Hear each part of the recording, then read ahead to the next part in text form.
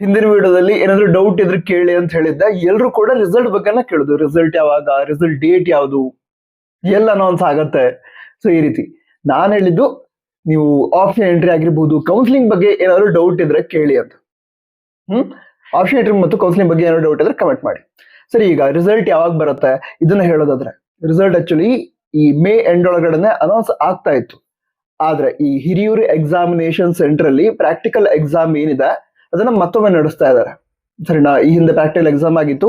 ಅದರ ನಂತರ ಆ ಎಕ್ಸಾಮ್ ನಲ್ಲಿ ತುಂಬಾ ವಿದ್ಯಾರ್ಥಿಗಳಿಗೆ 200 ಔಟ್ ಆಫ್ 200 ಮಾರ್ಕ್ಸ್ ಬಂತು. ಅದಕ್ಕೋಸ್ಕರ ಈಗ ಮತ್ತೊಮ್ಮೆ ಈ ಹಿರಿಯೂರು ಎಕ್ಸಾಮಿನೇಷನ್ ಸೆಂಟರ್ ಅಲ್ಲಿ ಪ್ರಾಕ್ಟಿಕಲ್ ಎಕ್ಸಾಮ್ ಅನ್ನು ನಡೆಸ್ತಾ ಇದ್ದಾರೆ. ಆ ಪ್ರಾಕ್ಟಿಕಲ್ ಎಕ್ಸಾಮ್ ಜೂನ್ 1ನೇ ತಾರೀಕಿಗೆ. ಜೂನ್ 1ನೇ ತಾರೀಕಿಗೆ ಎಕ್ಸಾಮ್ ಮಾಡ್ತಾರೆ. ಜೂನ್ 2ನೇ ತಾರೀಕಿಗೆ ಹಿರಿಯೂರು ಎಕ್ಸಾಮಿನೇಷನ್ ಸೆಂಟರ್ ಅಲ್ಲಿ ಏನು ರಿಸಲ್ಟ್ ಬಂದಿರುತ್ತೆ ಅದನ್ನ ಅಗ್ರಿ ಯೂನಿವರ್ಸಿಟಿ ಅವರಿಗೆ ತಲುಪಿಸ್ತಾರೆ. ಸೊ ಜೂನ್ 1 ಮತ್ತು ಜೂನ್ 2ನೇ ತಾರೀಕಿಗೆ ರಿಸಲ್ಟ್ ಬರೋ ಚಾನ್ಸಸ್ ಇಲ್ಲ. ಹಾಗಾದ್ರೆ ಯಾವಾಗ ಬರ್ಬೋದು? ಜೂನ್ 3 ಅಥವಾ ಅದರ ಮುಂದಿನ 2ರಿಂದ 3 ದಿನಗಳಲ್ಲಿ.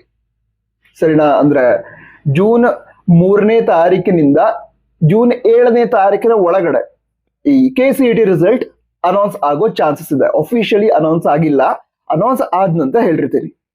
ನಂತರ ನಮ್ಮ ವಾಟ್ಸ್ಆಪ್ ಚಾನಲ್ ಇದೆ, ಅಲ್ಲಿ ಕೂಡ ಜಾಯ್ನ್ ಆಗಿ. ಯಾಕಂದ್ರೆ ರಿಸಲ್ಟ್ ಅನೌನ್ಸ್ ಆದ ತಕ್ಷಣ ರಿಸಲ್ಟ್ ಚೆಕ್ ಮಾಡೋ ಲಿಂಕ್ ಏನಿದೆ ಅದನ್ನ ವಾಟ್ಸ್ಆಪ್ ಚಾನಲ್ ಶೇರ್ ಮಾಡ್ತೀವಿ.